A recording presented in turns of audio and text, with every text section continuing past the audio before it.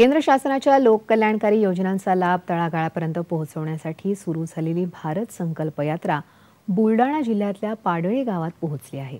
नागरिकांना सरकारच्या विविध योजनांची माहिती देण्याबरोबरच आरोग्य तपासणीही करण्यात आली।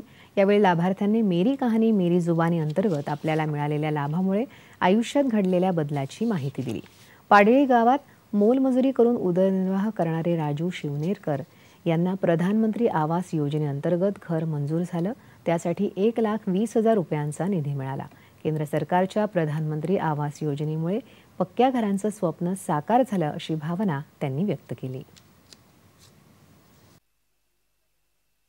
आम्ही मोलमजुरी करून लोकांची कामं करून आम्ही पत्र्याच्या घरात राहत होतो। आम्हाला आतापर्यंत काही सिमेंटाचे घर हे झाले नाही। आम्हाला सरकारनं घरकुल दिलं, त्याच्याबद्दल आम्ही त्यांचे आभारी आहे। आमची परिस्थिती घरकुल बांधण्याची नव्हती, तरी पण सरकारकडून आम्हाला या योजनेचा लाभ मिळाला। व त्यामधून आम्ही 3 रूम आणि संडास बाथरूम असे एक छोटेसे घर बांधले व त्यासाठी आम्ही सरकारचे आभार मान्य आहोत।